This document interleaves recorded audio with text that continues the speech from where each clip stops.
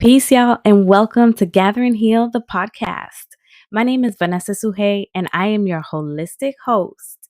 Basically, we're going to have lots of combos. Sometimes it'll be just me, and sometimes we'll have some guests. No matter what the topic is, though, I'm going to make sure that it connects right back to your emotional wellness and healing journey. Peace, y'all, and welcome back to another in-person recording. I'm so amped. Let me move this. I got to cleanse the space. I got my Palo Santo going, but y'all don't need it all up in the screen so much. We take it in. We here setting our intentions to have fun, have a dope conversation. I got the homie here. This is Josh. And yes, so many things to say about Josh. Josh has, first and foremost, been one of the first homies that has come through and shared and supported and done like all the things to show up for Gather and Heal. So first and foremost, thank you, friend. Thank you. Appreciate you. I appreciate that. And he has a wealth of knowledge. And you know how we go mind, body, emotions, and behaviors. And Josh is a human who shows up and takes good care of his body. We have lots of conversations about like, oh, yo, have you tried this probiotic soda? Speaking of, we out here drinking some right now. Poppy, this is not a paid sponsorship, but you can feel free to come through if you like. So I'm trying raspberry rose and I like it. What you got, Josh? I got the ginger lime. It's a lot of lime in here. Not as much ginger, but that's okay. Mm-hmm. And I think I taste a little bit of the apple cider vinegar, which is good for you too. It's good for your pH balance. You know, so I'm digging it. Yes. I'm digging it. Yes. Good. So that's how our conversations go. Like if y'all were to pick up our text conversation, it's pictures of probiotic sodas going back and forth and like plant-based meals and spots to eat. So I'm thinking we're going to talk about our bodies today, how we take care of it, what we're putting into it, and how it impacts and influences the way we show up in the world, right? Because if my tummy ain't feeling too good, I ain't showing up the best Vanessa that you could get. Nope. So yeah, so I'm thinking that's our roadmap for today. But before we jump in, Josh, tell us, friend, who are you? Who are your people? What sets your soul on fire? So I'm Josh. I identify with the He series.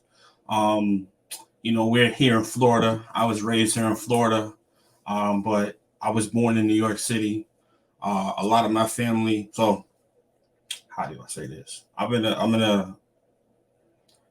a Great Migration grandson. That's what I'll say. Because from 1910 to 1970, a bunch of Black folks from the South went to the North and West, and a lot of them in New York City went from the Carolinas to New York. So I'm talking about people like Diddy. Shouts out to Vanessa Jones. He's controversial. Chris Rock, he's controversial. Joe Budden, and my family are from his family and our family are from the same county and little area. And Joy, the Joy of social work. I think Joy and I probably, to be honest, cousins. When you go to Harlem and eat Sylvia's Soul Food, that's from South Carolina. The name Rucker Park, Darius Rucker from Hootie and the Blowfish, Rucker in Harlem, that's somebody from South Carolina. The ASAP Rocky, ASAP Ferg, and all them. So it's a lot of Carolinas that's there. But nonetheless, I'm a Great Migration grandson. I'm a descendant of enslaved Afro-Carolinians and Virginians and Marylanders.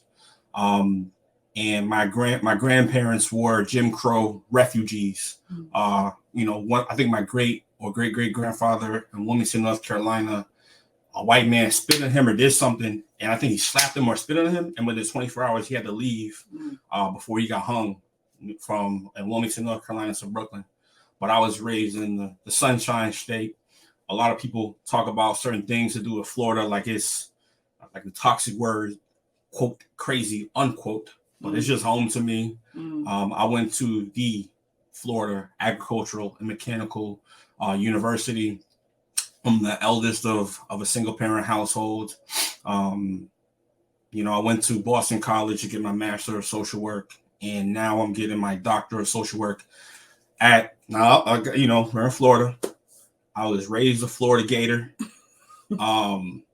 But unfortunately, UF doesn't have a social work program. So my fiance, who was just recording before, it was like thanks taken 2020, and she was like, "Babe, look into this program." I initially got rejected by Boston College's PhD program, which is fine because that was just a guided misdirection for a better connection. So I didn't get in BC's PhD program like right before the pandemic started. So like it was like a month before Friday the 13th, March 2020. It was like around like right before that time I got my rejection. So I was like, okay. I went to the Benny the Butcher concert in Griselda. I'm a hip hop guy. So I didn't get in. But then fast forward to Thanks Taken 2020. I'm sitting on the couch and my fiance just texted me something. She's like, yo, look into this program, Doctor of Social Work at the University of Alabama. Roll Tide. And the rest is history. You know, I'm a DSW candidate. I passed my comprehensive exam. I'll be teaching at the University of Alabama and another university next spring, but I don't want to say quite yet. Keeping that under wraps. I hike. I'm plant-based vegan. I'm a hip hop hiker. I'm a yogi. And that's basically, I think that basically sums Josh up in a nutshell. I love it. Beautiful. And I love how much you know and are connected to your history, right? And family. And it's so dope, and it's such a beautiful thing that you can, right? Because there's so many people who can't trace back and, you know, aren't too sure about where family has come from and where they lived and so on and so forth. So I've always loved and appreciated that about you and your connection to your history, which is super, super dope. I mean, when I was 7 years old, my mom took me to a slave market and was like, look in there. That's where your ancestors came from. I'm like, I'm just in my mind, I'm only 7. Right. But then you felt like I felt a spirit. And my family, I think, you know, in the African tradition, we're storytellers, griots. So that's one big thing that's in our family. You know, when you've lost those things and you've been so colonized from those things in this country, because inherently a lot of things are influenced by, you know, Black people. The word goober, tote, are taken from African people and put into the American lexicon. Look up the term cakewalk. That comes from African people. There's so much stuff in plain sight that people don't know. And my family just, I think, in a sense, when something is taken away from you, you want to reclaim it. And I even have a tattoo of a Sankofa because I'm, you know, looking forward. But I'm looking also to the back. I'm walking forward, I should say, but looking back to see where I came from. Because if you don't know your history, you'll be doomed to repeat it. You know? So you say you felt that spirit when your mom took you? 94. Yeah, I was 7. Charleston, South Carolina. That's powerful. Yeah. Right. And like, that's such an impressionable moment for you that you are remembering it, and just, it's so visceral too. Yeah. Right. That experience. I mean, I knew I was Black growing up, but that was like, I think that's more of like, wow. Because, you know, as a little kid, I was a Nickelodeon kid. You watch Double Dare and all this stuff. And I would always try to go for the white kids. And I'll see, like, my hair would get wet. I'm like, how come my hair doesn't look like this person's hair? But then, you know, at the same time, we watched A Different World. We watched a lot of those classic early 90s TV shows. But I think the biggest thing is A Different World, because you saw so much representation of Black Islanders, Black biracial folks, Black Americans. You know, there was so much of it, and it wasn't perfect. Because I look back, I'm like, that probably might have got you canceled right now.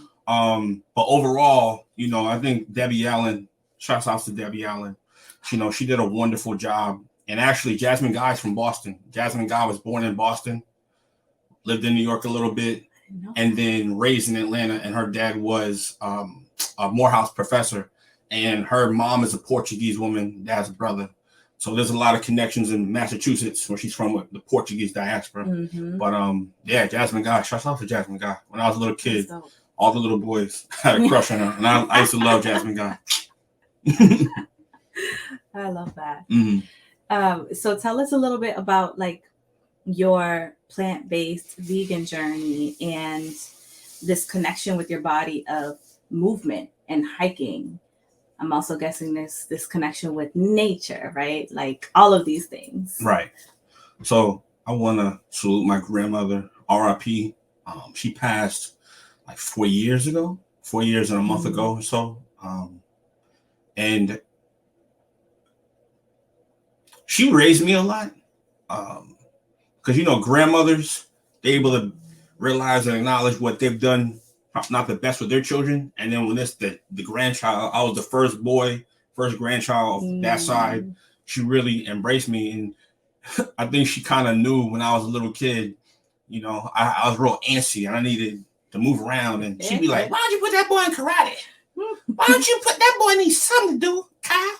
That boy needs something. So I've always been a person where even as before plant-based, I always need movement. So like as a kid riding my bike, playing basketball, in Florida, you swim. I started swimming in 92, 93. So like getting swimming lessons, I've always needed that. And then, middle school, I started doing track and basketball and baseball. And then high school, I started doing more so football, weightlifting and track, a little wrestling until I almost broke my neck. And I'm like, I'm 15, 16. I'm not about to be paralyzed. I got my whole life ahead of me. Nope. And but that's always helped me to be grounded. And I think more so fast forwarding to the pandemic,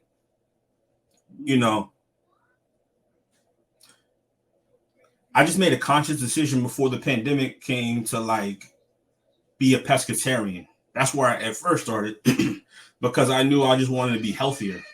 I wanted to, get ahead of my hypertension that I'm still dealing with.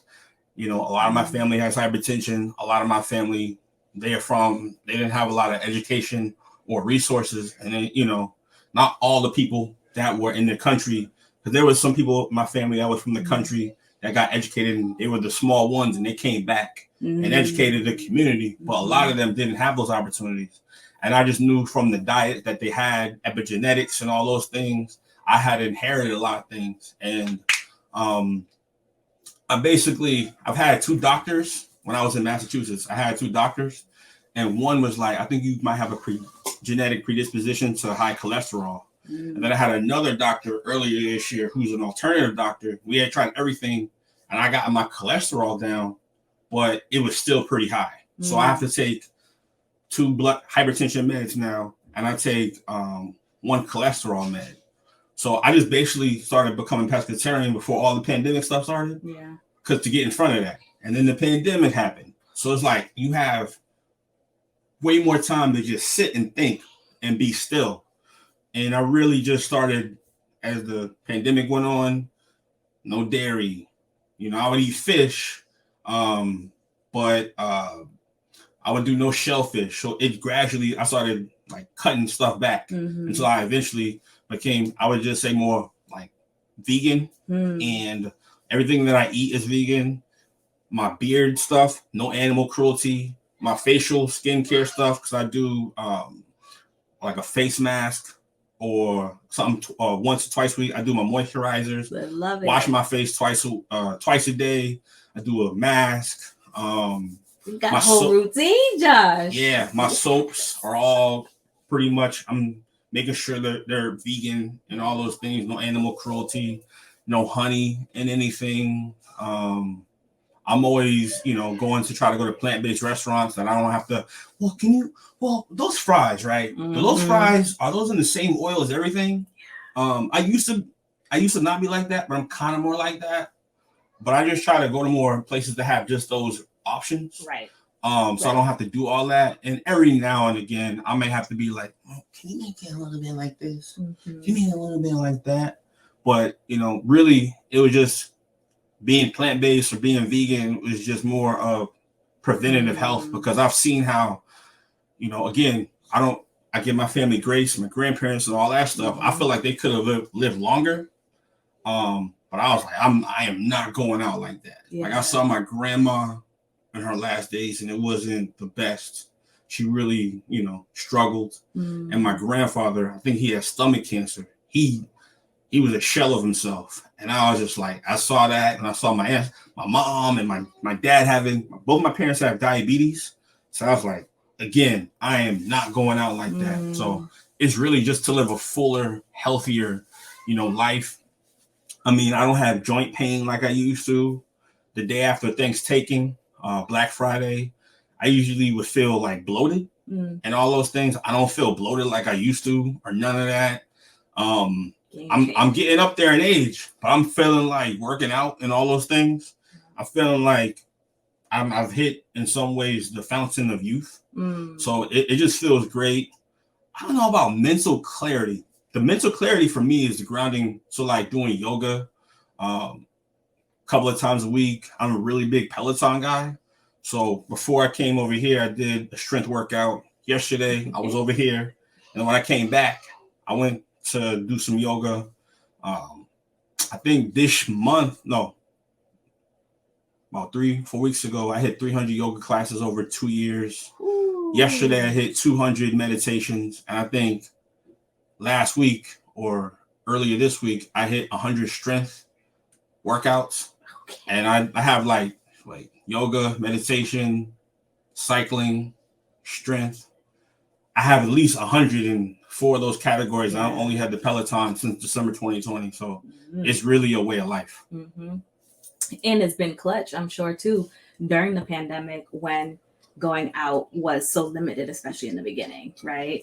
Yeah. And so that kept your body going, kept it moving, balanced with that sit and be still and reflect. That then came some more of the additional changes with your eating. Right. So it's like very much a parallel process that started to come together, it feels like. Right. And with the hiking and all, I read Octavia Butler. I read some book, and it was like Afrofuturistic. And it talked about almost the Armageddon, right? Like it was very parallel to, especially more so 2020.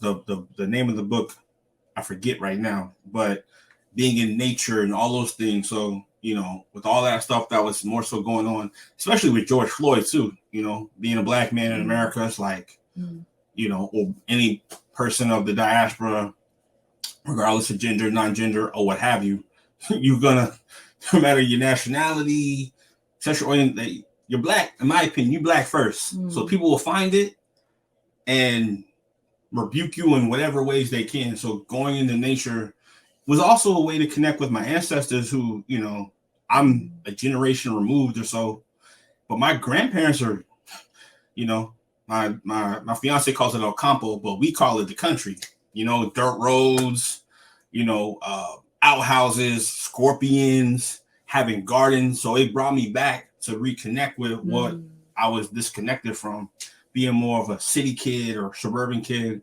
So like hiking was a chance to get into movement, connect with people. And actually I live in North Carolina now. I've never seen so many black people out in nature. Yeah. There's so many springs and mountains and stuff like that. Like the first time I went hiking in North Carolina, it was at least half black. And then we got to the top and people were listening to gospel music at the summit in Future. I'm a former Future music lover. I don't condone what he does and the fuckery and the toxicity. But, when I was living in New York or overseas, Future's music is fabulous. It will leave it there. So there's this part too that two things are coming for me, right? Like you're talking about the connection with nature, connection with yourself, connection with ancestors, right? And you've also talked quite a bit about moving, and you just dropped in overseas. So how has that, because moving is a big thing for me, right? Like I've loved living in different places. They each mean different things. I look up to you for that, right? That's why I'm always like, what you have to say? I know. Yep, that's another part of our conversations where it's like, how's it going? What have you explored? What do you like? What do you dislike? Right? Like I appreciate the richness of our conversations. And for me, especially having moved from Boston down here to Tampa now, it's felt very liberating in the way of like, you know how people will say, live a life that you don't need a vacation from, right? Like, aside from my actual job, which I do need vacation from, but I love it, right? Mm-hmm. Like I'm good. I can go outside when I want to. Maybe not right now, it's a little chilly, but although Josh, you dress shorts and t-shirt, I'm over here with my hoodie. Where it's like I can just go outside, I can be in nature some more, right? Because when it's too cold, I don't. Mm-hmm. So up north, I wasn't going outside a whole lot. Mm-hmm. The beach here is beautiful, and like when I tell you there is a full body wave of calm that comes across me when I'm at the beach. And you like St. Pete Beach, right? I do. Mm-hmm. I got put on game yesterday. Mm-hmm. Mm-hmm.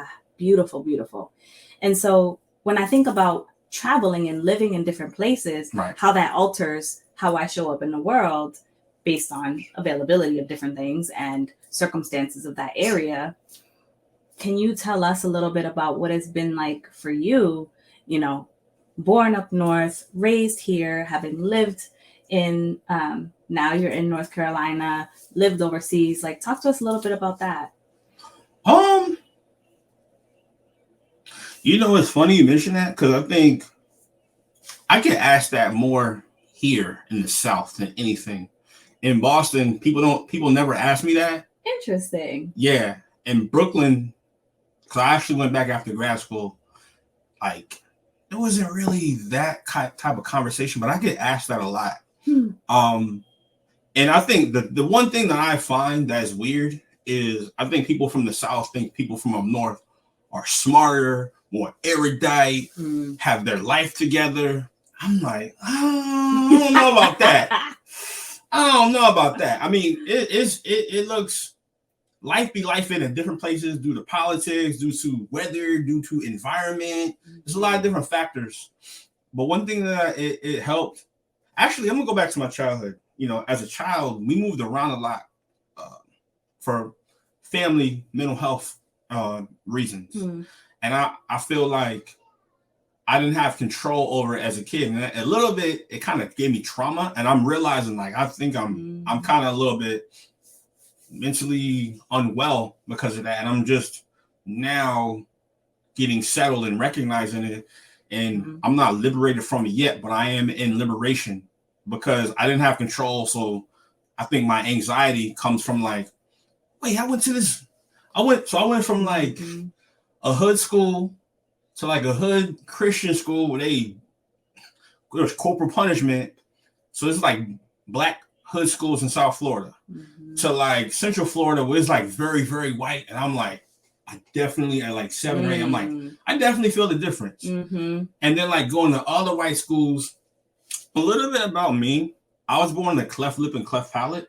So I've had probably 10 plastic surgeries, orthodontia and all that. So they make fun of, I'd have like sometimes braces or headgear or something like that on top of being black. So they add that and, you know, I would always respond and react. I don't, you know, I guess it's in me to have a little Nat Turner, but I always gave kids hands growing up. Like it would have to be 3-on-1 from the jump me because it was 2-on-1. I would dust these little white boys. But now as an adult, moving around is more under my control because I'm ready and I can do things. So it's actually a sense of being in control. I kind of lived overseas, like lived in Germany for like 3 months, doing some stuff, being a camp counselor at an army base. And I think that was just a part of my calling, working with youth and children and stuff like that. Being over there and being black, let me say it a nice way if I could say this. If you're a 21-year-old male, you will be fetishized. So it was like, I will never know what a woman feels like at all, or femme feels like at all. And it's nothing to what those experiences are. But at one point, I'm like, I'm a human being, man. Like, why you look at here, Olga, whatever. Because I'd be in, you know, on the weekends, go to Paris or you go to Amsterdam or Zurich on the weekend. Like, I'm not an animal. What is up with y'all? Mm-hmm. So it helped me to look at stuff in a different way, but it also helped me to realize, at that time I had a lot of way more internalized anti-blackness. Like, we have to be perfect. We can't do this. We can't do that. Da da da da da. And I realized, even though we live up to these things, the white people that were where I was working with or around, they don't live by that. And I'm like, wait, I'm living at this level of like stuff I have to do. They're like walking out with no shoes on, dirty feet, like all this type of stuff. So I was like, I should give myself more grace. Mm-hmm. But I mean, in general, no matter where I've lived, you learn something different about yourself. And I think the dopest thing being back in the South is, I think before we started shooting or recording, I was saying like how much, storytelling is of the South. Mm-hmm. My fiance is born and raised in New England, and we went back once in the summer, this past summer, and then she came back.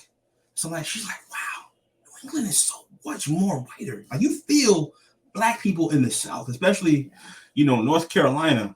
So I'm getting more now so connected to my roots, and people ask me those questions. And, again, the North is no more smarter than y'all in the South. Y'all are just as smart, sometimes even smarter. So it's dope to see so many things about yourself. And the cool thing now is, I was speaking with, your partner yesterday and just saying like, as kids, like growing in Florida, so I'm like, man, this is boring. This, that. Now as in my mid 30s, I'm like, wow, hiking is cool. Or wow, I don't hear stuff at night. Because in Boston, my central nervous system was so high at night, like the train, people talking, people yelling outside. I'm like, neighbors with their music blasted. Yeah. And I like to sleep in a place that's a little bit more mellow and chill is an adjustment. When I first moved to North Carolina, you see people and they say hi to you. And hi. I'm like, you saying hi to me? You talking to me? Do I know you? You trying to jump me? You trying to rob me? Yeah. Because, in Boston, it's more so in Boston. I didn't get that in Brooklyn. In Brooklyn, we lived when I was born in a very, West Indian, Puerto Rican neighborhood. A lot of Puerto Ricans, Jamaicans, Panamanians. Mm-hmm. We were only Black Americans that were there. And then when I moved back after grad school, I lived in East Flatbush. It's a lot of Haitians, a lot of Guyanese, Bajans. My aunt training, a lot of my family have married those that's from the West Indies. So, we got Trinidad in the family. My family now, because of me, have Dominicans in the family, Jamaica. A lot of Jamaica is in our family. But living in East Flatbush is very Caribbean. What's going on, boss? Black man, why you smile? What you need to smile, Black man. Look up when I got a lot of encouragement. So I think in general, traveling is awesome. You learn so much about yourself. You learn so many different cultures, so many different foods. And I think one of the biggest things is, connecting with people that are there, supporting businesses, doing your knowledge. You don't got to read books, but read a book, listen to a podcast, read a newspaper, connect with people, doing all those things to take the knowledge in and pay respect to people that were there. Don't just be on social media connecting, which is fine with people.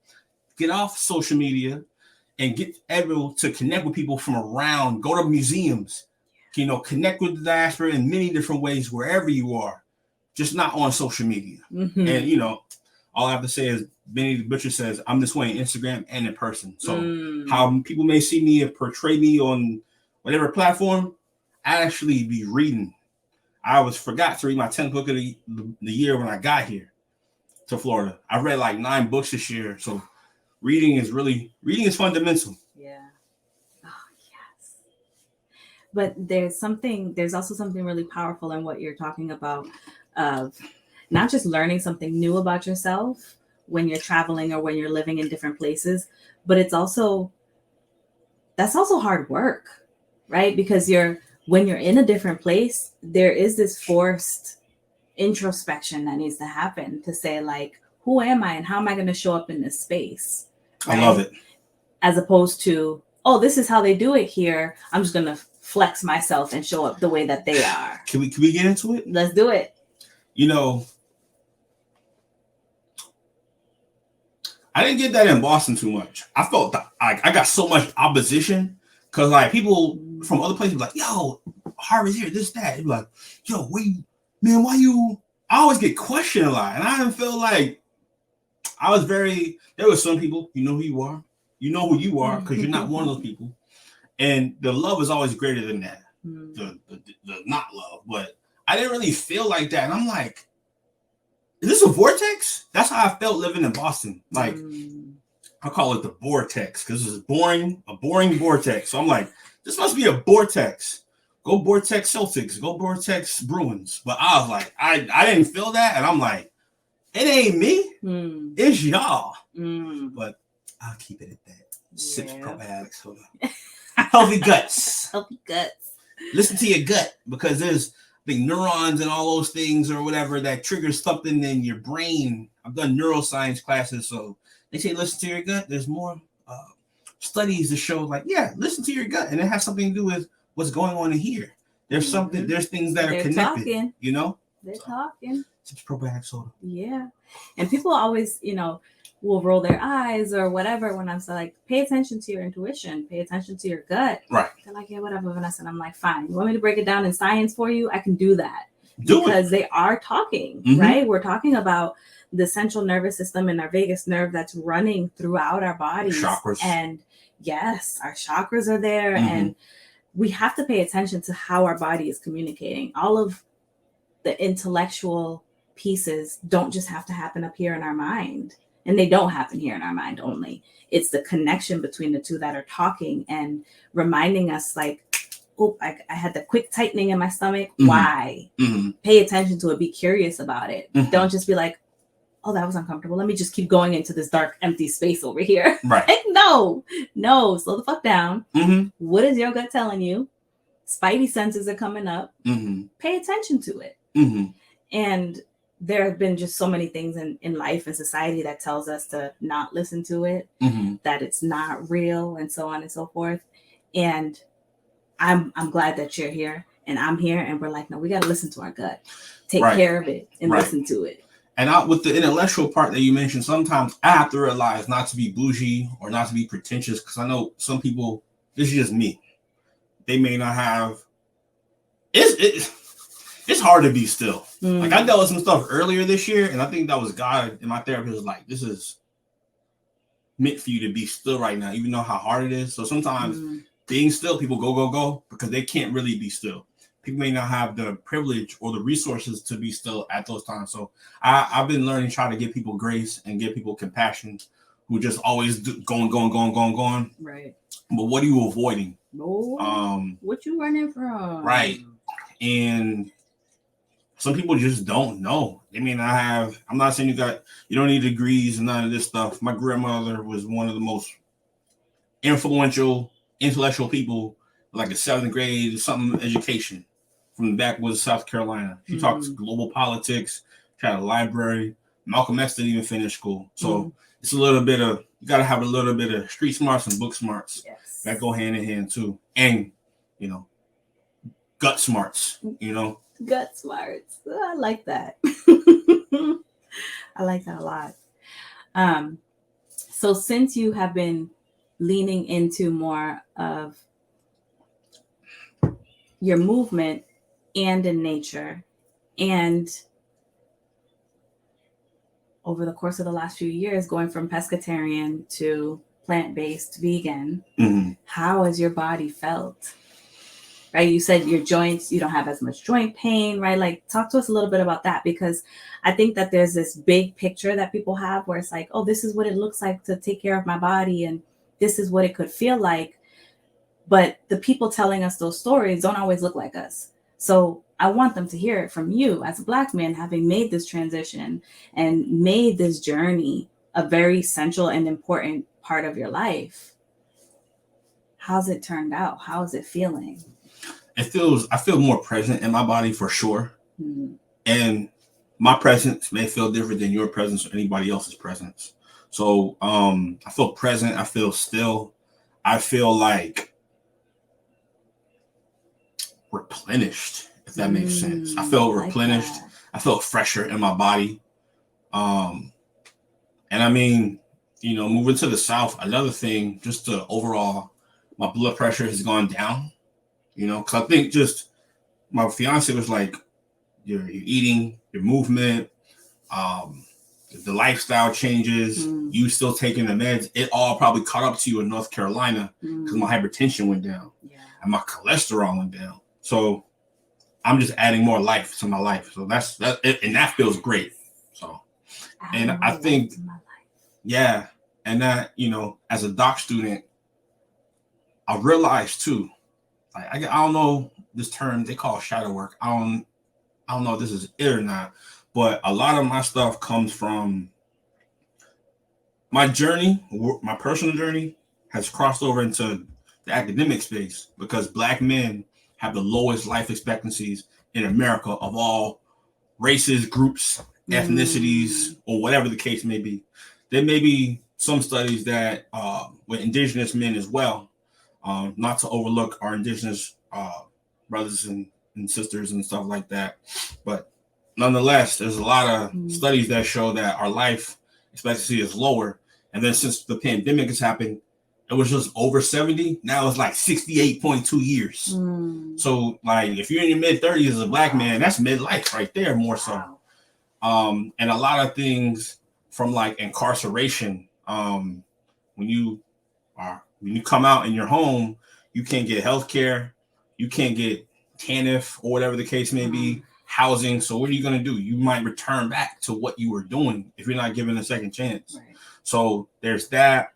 A lot of people, there's a book called Medical Apartheid, and it just talks about, in general, Black people, like we were used as test dummies for the medical system. Look up this dude named Marion Sims and his connection to, I believe, Columbia University. They would do lobotomies on us. They would do gynecology on Black women without their consent. Look at the Tuskegee experiment. A lot of, like they call HIPAA. HIPAA came about partly and due to the mistreatment from Black people, right? And I go to University of Alabama. Tuskegee is in Alabama. So I would be remiss if I didn't not say that. And there's a lot of skepticism. Like they would go, and like Johns Hopkins, I believe, would go and exhume Black bodies from Black cemeteries and do studies on them. They even did, I found out the University of California in San Francisco would do certain experiments on Black prisoners or something like that, or prisoners. It's like in the 60s and 70s. My mom and dad were born in the 60s. So this is just happening. And there's a lot of stuff that probably is happening now that we're learning about in the future. But when I say what I like to say, there's a lot of systems that are in place that don't want us around. There's from a Black male perspective, there's gendered oppression because a lot of white women or the white medical system, they look at us as being strong, able to withstand a lot of pain, and they cookie cut a lot of things for us. So that brings me to that helped me look at myself, and also how do we expand services and support Black men. And it's not just about therapy either, and it's not even just about celebrities, like celebrities who complete and die by suicide. That is horrible. Yes. But also it's the everyday people, the everyday Joshes, the Vanessas who are there and harm and hurt themselves, who need support too. Yeah. And it's more to it than just therapy and or the hotline. The hotline. Shouts out to 988, but you got to be able to get the housing. Are you going to be able to get a job? Food.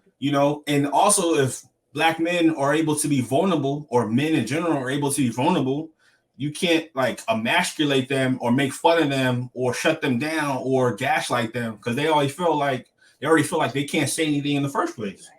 So it's going to take more than just a hotline and some casual therapy. And even before therapy, with a lot of people, not just Black men, what does it look like before you come to therapy to be vulnerable, to get the psychoeducation, to be held accountable, to be held in discomfort, to actually show up? And when you come to session, don't be, yo, Josh, let me do 5 minutes. Let me get your ass in a goddamn session. Be ready to do the work for 45, 60 minutes. Don't be script. Yo, Josh, I just woke up. I understand things happen. I understand maybe once, twice, but if it's becoming habitual, are you really ready for therapy? Because sometimes you got to be ready. Oh, yo, Josh, let me just. No, I didn't do the homework. What are you here for then? Right. Clinicians are not magicians. Can I say it again? Yeah, one more time. Spill something on myself. Clinicians are not magicians. Right. Thank you. No, they're not. And that's actually what Lucely and I were just talking about too, right? Mm-hmm. Where it's like, we don't have the magic in this box, it's within you. And if you're not ready when you're coming into your sessions, or you're not doing the work between your sessions, because that's where it happens, then what are we doing? Wasting your time. And you waste your time, you also waste my time. And you're wasting your money. See, now we pardon America. We pardon. Oh, goodness. All right, Josh, we covered a whole lot of topics. We done traveled the world with you. We traveled through different eating habits and patterns and movement. But is there anything that I missed in asking you, or something that you're just like feeling called to share before we wrap up? I just want to thank you first and foremost. In the past when I was, doing some other creative interests, you were, if not one of the first, but the first person to show love. I've seen, what you've done with Gather and Heal, and, from meeting with you in Atlanta to backyards in Boston. I got a story to tell about that once we were closed, if you have time.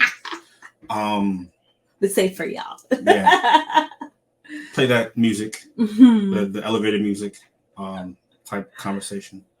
To hear in, you have a private practice across different states. If I could, I don't want to get too much, but you're a mom. Mm-hmm. You wear so many different hats. You have merch.